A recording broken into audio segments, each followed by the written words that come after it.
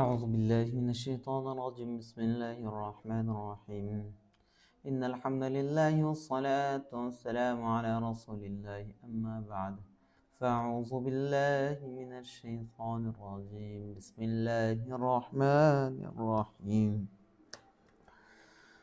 সমস্ত প্রশংসা মহান রব্বুল আলামিনের জন্য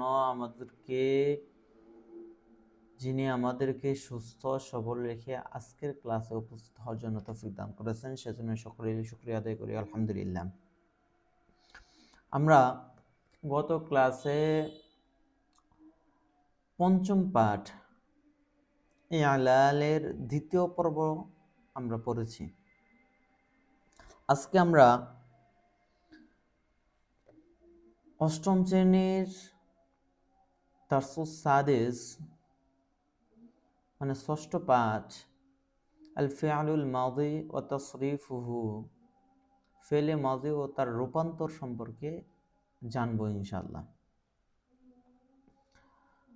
তো প্রথমেই আমরা যে জিনিসটা জানবো, ফেআলে মাদি কাকে বলে। ফেলে মাদি কাকে বলে সহজ ভাষায় বলতে গেলে বলতে হয় যে ফেআল দ্বারা অতীতকালে কোনো কাজ করা বা হওয়া বোঝায় তাকে বলা হয় ফেআলে মাদি। ফেআলে মাদি তাহলে কাকে বলে? যে ফেআল দ্বারা অতীতকালে কোনো কাজ করা বা হওয়া বোঝায় তাকে বলা হয় ফেআলে মাদি। আরবি সংজ্ঞা হলো হুয়া মা দাল্লা আলা হাদাসিন ওয়া জামানিন ফাতা ক্বাবলা আল নুতকি বিহি, মানে যে ফেল দ্বারা অতীতকালে কোনো কাজ করা বা হওয়া বোঝায় তাকে বলা হয় ফেলে মাদি। আমরা পূর্বের শ্রেণীতে মানে সপ্তম শ্রেণীতে ফেলে মাদির রূপান্তর সহ ফেলে মুদারে, ফেলে আমর, ফেলে নাহি, ইসমে ফাইল, ইসমে মাফুলের রূপান্তর প্রক্রিয়া সম্পর্কে জেনেছি। সেগুলোরই নিম্নে কিছু মুতাল শব্দ থেকে ফেলে মাদির রূপান্তর নিচে দেওয়া হলো। এমনটাই লেখা আছে আমাদের আদ-দারসুস সাদিসে। দেখতে পাচ্ছি এখানে কিছু নমুনা দেওয়া আছে, যেমন ক দিয়ে দেওয়া আছে আল কওলু, আল খাউফু, আল বাইউ, দুআউ, আর রুমা, আর রামিউ, এগুলো দেওয়া আছে। তো মাদি মারুফের, মুসবাত মারুফের যেমন কলা দেওয়া আছে, কলা কলা, কলু কলাত, কলাতা কলনা, কলতা কলতুমা কলতুম, কলতে কলতুমা কলতুন্না, কলতু কলনা। এটা হলো সূরাত বাদা তালিল, মানে তালিলের পরের অবস্থা। তাহলে সূরাতুহু বাদা তালিল ক্বাবলা তালিল কিরকম? যেমন ক্বালা ক্বালা, ক্বালু ক্বালাত, ক্বালাতা ক্বালনা, ক্বালতা ক্বালতুমা ক্বালতুম, ক্বালতি ক্বালতুমা ক্বালতুন্না, ক্বালতু ক্বালনা। এটা হলো সূরাতুহু ক্বাবলা তালিল, মানে তালিল করার পূর্বের অবস্থা, পূর্বের গর্দান। তো এরকম ভাবে কওয়ালা দিয়ে, আল খাউফু দিয়ে, আল বাইউ দিয়ে, এরকম ভাবে দোয়া আর রুমিউ, রামিউ, এগুলো দিয়ে এখানে মাজি মুসবাত মারুফের এবং মাজহুলের এখানে গর্দান দেওয়া আছে। যেটার মধ্যে দেওয়া আছে তালিলের পূর্বের অবস্থা, পূর্বের গর্দান, এবং তালিলের পরের গর্দান। আমরা একটু পড়ে নেব এবং নিজে নিজে এগুলো বলার চেষ্টা করব। তো আমি আর সেদিকে না বাড়িয়ে আমি মূল পয়েন্টে চলে আসি। এখানে যে জিনিসটা 26 নম্বর পৃষ্ঠায় বলা হয়েছে, 26 নম্বর পৃষ্ঠায় মূল তালিল সম্পর্কে আলোচনা করা হয়েছে, যে এখানে কি কি পরিবর্তন হয়েছে। তো আমরা এইগুলো এখানে মোট 20টা পয়েন্টের মতো দেওয়া আছে, সেগুলো আমরা আলোচনা করব ইনশাল্লাহ। হয়তোবা 2 ধাপে আলোচনা করব ইনশাল্লাহ। তো আমরা প্রথম নাম্বার যদি দেখি, আমরা ঠিক বইয়ের মতন করে শিখব না, আমরা বইকে নিজের মতন করে সহজ করে শেখার চেষ্টা করবো ইনশাল্লাহ। বইকে নিজের মতো করে সহজ করে শেখার চেষ্টা করবো ইনশাল্লাহ। দেখুন প্রথম নাম্বার দেওয়া আছে কলা এর পরিবর্তন, কলা এর পরিবর্তন দেওয়া আছে। কলা মূলত ছিল হলো কওয়ালা, মূলত কি ছিল? কওয়ালা। এর নিয়ম হলো যদি ওয়াও হরকতে জবর জের বা পেশ থাকে,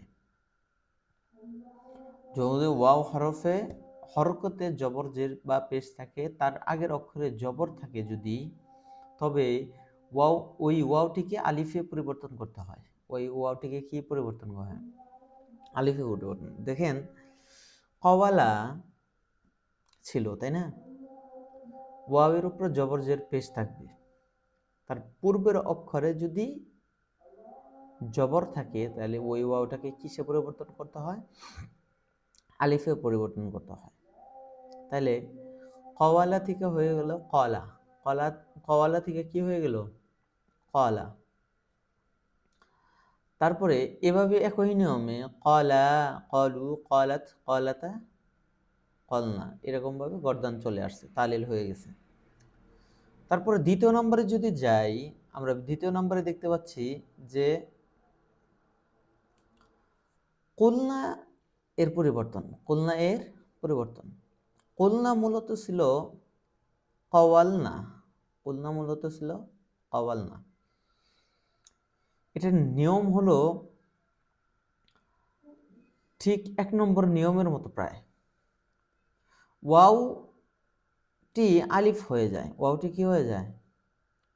ওয়াওটি কি হয়ে যায়? আলিফ হয়ে যায়। যেমন যে ওয়াওয়ের উপরে জবর জের পেশ থাকলে তার উপর হরফে যদি জবর থাকে তাহলে ওয়াওটি কি হয়ে যায়? আলিফ হয়ে যায়, আলিফ বানিয়ে ফেললাম। এখন দেখি আলিফের উপরেও সাকিন, লামের উপরেও সাকিন। সাকিন যেহেতু দুইটা হয়ে গেল, সাকিন যেহেতু দুইটা হয়ে গেল, তাই 2 সাকিন একসাথে পড়া অসম্ভব। তাই আলিফটিকে এখন ফেলে দিতে হবে। আলিফটিকে কি করতে হবে? ফেলে দিতে হবে। আলিফটিকে ফেলে দিয়ে শেষে বিলুপ্ত হওয়া ওয়াওয়ের চিহ্ন হিসাবে, ওয়াওটা যে বিলুপ্ত হয়ে গেল তার একটা চিহ্ন থাকতে হবে, তা সেই চিহ্ন হিসাবে কফের উপরে পেশ দেব। কফের উপরে কি দেব?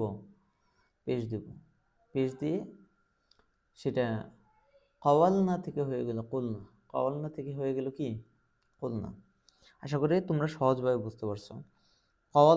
কওয়ালনা থেকে কিভাবে কুলনা হইলো? ওই যে ঠিক আগের মতন ওয়াওয়ের উপর জবর জের পেশ থাকে এবং পূর্বের হরফে জবর থাকার কারণে ওয়াওটা আলিফ হয়ে গেল, এবং দুইটা সাকিনযুক্ত হরফ একসাথে হওয়ার কারণে আলিফে সাকিন, লামে সাকিন, 2 সাকিনযুক্ত হরফকে একসাথে পড়া অসম্ভব। এই জন্য ওয়াওটাকে বিলুপ্ত করে দিয়ে, মানে আলিফটাকে বিলুপ্ত করে দিয়ে, ওয়াওয়ের যে আলামত, ওয়াও যে ছিল, ওয়াও কি চায়? পেশ চায়।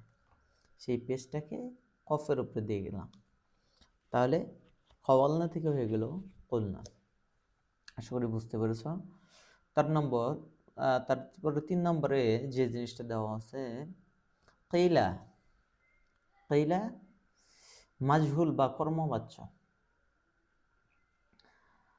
এইটা যে দেওয়া আছে এটা মূলত ছিল কবিলা, কবিলা মূলত দেওয়া ছিল কি? কবিলা। নিয়ম হলো ওয়াওয়ের নিচে জের, ওয়াওয়ের নিচে কি? জের। এর আগের অক্ষরে পেশ থাকায় উচ্চারণ করা কঠিন। ওয়াওয়ের নিচে এখানে জের আছে, তার আগের অক্ষরে পেশ আছে। কবিলা উচ্চারণ করা একটু কঠিন, তাই ওয়াওয়ের জেরটিকে আগের অক্ষরে নিয়ে যাব, মানে ওয়াওয়ের জেরটাকে কফের মধ্যে নিয়ে যাব। তারপরে কি হয়ে গেল? তাহলে কো থেকে কি হয়ে গেল। এখন জেরের পরে ওয়াও সাকিন থাকলে সেটি ইয়ায়ে পরিবর্তন হয়। জেরের পরে ওয়াও যদি সাকিন হয়, মানে ওয়াওয়ের আমি তো হরকতটা নিয়ে গেলাম, তাহলে ওয়াও সাকিন হয়ে গেল। তাহলে নিয়ম হলো জেরের পরে ওয়াওয়ে যদি সাকিন থাকে সেটা ওয়াও আর থাকে না, সেটা পরিবর্তন হয়ে ইয়া হয়ে যায়, সেটা পরিবর্তন হয়ে কি হয়ে যায়, ইয়া হয়ে যায়। সেখান থেকে তাহলে সেটা কি হয়ে গেল, যে কুবিলা থেকে হয়ে গেল কেইলা, কুবিলা থেকে হয়ে গেল কি কেইলা। তারপরে 4 নম্বরে, আশা করি বুঝতে পারতেছো। 4 নম্বরে আমরা দেখি কুলনা। কুলনা এটাও মাজহুল বা ক্রমবাচ্য শব্দ। কুলনা মূলত ছিল কুবিলনা, কুলনা মূলত ছিল কি কুবিলনা। এখানেও 3 নম্বর নিয়মের মতো ওয়াওয়ের জেরটিকে কফের মধ্যে নিয়ে যাব। তাহলে প্রথমে ছিল কু, হয়ে গেল কি, প্রথমে ছিল কু, হয়ে গেল কি, তারপরে নিলাম। তাহলে এখন ওয়াওয়ের উপরে কি আছে, সাকিন আছে। তাহলে আগের বারও বলছিলাম যে ওয়াওয়ে সাকিন থাকলে, পূর্ব অক্ষরে জের থাকলে সেটা ওয়াওটা কি হয়ে যায়, ইয়া হয়ে যায়। তাহলে ওয়াওটা কি হয়ে যাবে, ইয়া হয়ে যাবে। তারপরে এখন এখানে আবার যেহেতু পরের একটা হরফ আছে, এখানে একটু পরিবর্তন হলো,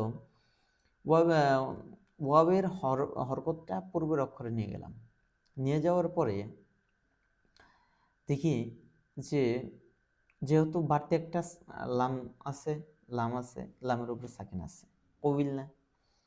তো ওয়াওয়ের হরকতটা যখন কফের নিচে নিয়ে গেলাম, কি হয়ে গেল, ওয়াওয়ের উপরে সাকিন হয়ে গেল। 2 সাকিন যুক্ত, আমরা আগে প্রথমবারে বলছি 2 সাকিন যুক্ত হরফ যদি থাকে, 2 সাকিন যুক্ত হরফ একসাথে পড়া যায় না। তাহলে কি ওয়াওটাকে আমরা কি বিলুপ্ত করে দেব, ওয়াওটাকে বিলুপ্ত করে দেব। বিলুপ্ত করে দিয়ে ওয়াওয়ের যে আলামত ছিল, হওয়ার কথা ছিল কিন্তু কি, কু থেকে হয়ে গেছিল কি কি কি হয়ে গেছিল। তো ওয়াওটাকে যে আমরা ফেলে দিলাম, ওয়াওটাকে যে আমরা ফেলে দিলাম, সেটার একটা আলামত থাকা দরকার। সেজন্য আবার আমরা কফের উপরে পেশ দেব, আবার আমরা কফের উপরে কি দেব, পেশ দেব। এবার লামের উপরে সাকিন হয়ে গেল কবিলনা থেকে কুলনা, কবিলনা থেকে হয়ে গেল কি কুলনা। আশা করি বুঝতে পারছ। তারপরে দেখো 5 নম্বরে যেটা দেওয়া আছে, খফা মূলত ছিল খবিফা, খফা মূলত ছিল কি খবিফা। এটার নিয়ম হলো ওই যে আগের মতন, একবারে প্রথমটার মতন, যে ওয়াওয়ে জবর জের পেশ থাকবে, পূর্ব অক্ষরে জবর থাকলে ওয়াওটা আলিফ হয়ে যাবে। তাহলে খবিফা থেকে খফা, খবিফা থেকে খফা, এরকমভাবে পরিবর্তন হয়ে গেল।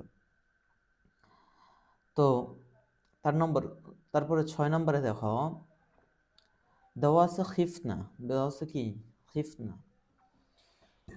খিফনা মূলত ছিল হলো খফনা, মূলত কি ছিল খবিফনা, মূলত ছিল খবিফ না। খিফনা মূলত ছিল কি খবিফ না। ওয়াও হরকত বিশিষ্ট, তাই না?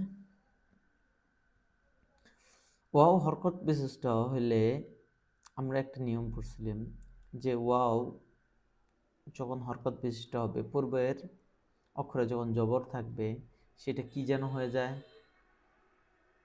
সেটা হয়ে যায় আলিফ, কি যেন হয়ে যায়, আলিফ হয়ে যায়। তাহলে খফ না হওয়ার কথা, খফ না। এখন ওয়াওয়ের উপরে আলিফের উপরে সাকিন, ফায়ের উপরে সাকিন। তাহলে 2 সাকিন যদি থাকে, 2 সাকিন যদি থাকে তাহলে একটাকে ফেলে দিতে হয়। কোনটা পরে, কোনটা পরে, আগের ওয়াও পড়ছে, এবার আলিফ পড়বে, আলিফ ফেলে দিলাম। আলিফ কি চায়, জবর চায়, আলিফ কি চায়, জবর চায়। তাহলে খয়ের উপর জবর হবে। তাহলে খয়ের উপর জবর দিলে তাহলে ফায়ের উপরে সাকিন, খফ না, খফ না, খফ। তাহলে এখানে দেখি, যেহেতু কিন্তু এটা খফ না হওয়ার কথা ছিল, কিন্তু আমরা দেখি যেহেতু মূল শব্দের ওয়াওয়ের নিচে জের ছিল, ওয়াওয়ের নিচে কি ছিল? জের ছিল। তাই সেই চিহ্ন হিসাবে ওয়াওয়ের অক্ষরের জবর সরিয়ে জের দেওয়া হয়, ফলে শব্দটি হয়ে যায় খিফনা। হওয়ার কথা ছিল কি খফনা, কিন্তু ওয়াওয়ের নিচে জের থাকার কারণে ওটার ধারাবাহিকতা রক্ষার জন্য হয়ে গেল খিফনা, হয়ে গেল কি খিফনা। তারপরে রয়েছে খিফা, খিফা রয়েছে কি খিফা, মাজহুল বা ক্রমবাচ্য শব্দ। খিফা মূলত ছিল খবিফা, খবিফা, খবিফা। তো ওয়াওয়ের নিচে জের উচ্চারণ করা কঠিন, তাই ওয়াওয়ের যেটা চলে গেল খয়ের মধ্যে, খি, খি হয়ে গেল ওয়াবে সাকিন, ওয়াবে সাকিন। ওয়াবে সাকিন পরেরটায় জের হইলে, আগেরটায় জের হইলে তাহলে কি চায়? ইয়া চায়, ইয়া। তাহলে খবিফা থেকে হয়ে গেল খিফা, খবিফা থেকে হয়ে গেল খিফা। আশা করি বুঝতে পারতেছ। আমরা 8 নাম্বার দেখি, এখানে রয়েছে, এখানেও রয়েছে খিফনা, এখানেও রয়েছে কি খিফনা। আগেরটা ছিল খিফা, এখানে রয়েছে খিফনা। আচ্ছা, খিফনা, খিফনাও মাজহুল শব্দ, আর এটা মূলত ছিল হলো খুবিফ না, খুবিফ না। তাহলে আমরা আগেও পড়েছি 7 নম্বর নিয়মে যে ওয়াবের জেরটা চলে যাবে খয়ের নিচে, তাহলে খি, ওয়াবের জেরটা চলে গেল খয়ের নিচে, খি হয়ে গেল। খি হওয়ার পরে ওয়াবে সাকিন, ফায়ে সাকিন, তাহলে ওয়াওকে ফেলে দিতে হবে, হয়ে গেল খিফনা, হয়ে গেল কি খিফনা। তারপরে বা, মূলত ছিল বায়া, বায়া আ। এখানে ইয়া দুর্বল, ইয়া অক্ষরটি হলো কি দুর্বল। নিয়ম অনুযায়ী ইয়া হরকত বিশিষ্ট হলে তার আগের অক্ষরে জবর থাকে যদি, ওয়াও আলিফে সবটির ক্ষেত্রে একই অবস্থা, এগুলো দুর্বল হরফ। তো যে নিয়ম হলো তার আগের অক্ষরে যদি ই থাকে, আলিফ থাকে, জবর থাকে, আগের অক্ষরে জবর রয়েছে এবং ইয়ার উপরে জবর যে পেস্ট রয়েছে, যে কোনো একটা রয়েছে, তাহলে ওই ইয়াটাকে আলিফে পরিবর্তন করতে হবে। তাহলে বায়া থেকে হয়ে গেল বা, বায়া থেকে হয়ে গেল কি বা। 10 নম্বর নিয়ম, 10 নম্বর নিয়মে আমরা দেখতেছি বিআনা, বিআনা মূলত ছিল বায়ানা, মূলত ছিল কি বায়ানা।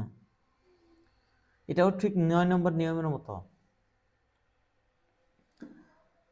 ইয়া আলিফ হয়ে যায়, ইয়া কি হয়ে যায় আলিফ হয়ে যায়, হয়ে গেল বাআনা, হয়ে গেল কি বাআনা। এরপর আলিফ ও আইন দুইটিতেই সাকিন বিশিষ্ট হয়ে গেল, তাই আলিফটা পড়ে গেল, আলিফটা পড়ে গেল, তাহলে হয়ে যাওয়ার কথা কি বানা, হয়ে যাওয়ার কথা কি বানা, কিন্তু হবে না, বানা হবে না কেন? ইয়া যে রয়েছে, ইয়া কি চায়? এই যে আমরা ফেলে দিলাম, ইয়া কি চায়? ইয়া জেড চায়, সেটা ইয়ার একটা আলামত রেখে দিতে হবে। এই আলামতের জন্য বাইরের নিচে দিতে হবে জের, বাইরের নিচে দিতে হবে কি জের, শুরু অক্ষরে জের দিলে হয়ে গেল বিয়ানা, হয়ে গেল কি বিয়ানা। আমি আজকের ক্লাসটা আর লম্বা করতেছি না, আশা করি তোমরা এই 10টা বুঝতে পারছো। না বুঝতে পারলে কমেন্ট বক্সে জানিও, আমি আরো সুন্দর করে বুঝিয়ে দেওয়ার চেষ্টা করবো ইনশাল্লাহ। আশা করি বুঝতে পারছো সকলে। আমার জন্য দোয়া করো। সকলে সুস্থ থাকো, ভালো থাকো। বাকিটুকু আগামী ক্লাসে আমরা পড়বো ইনশাল্লাহ। সকলকে ধন্যবাদ জানিয়ে আজকের ক্লাস এখানেই সমাপ্তি ঘোষণা করছি। আসসালামু আলাইকুম ওয়া রাহমাতুল্লাহি ওয়া বারাকাতুহু।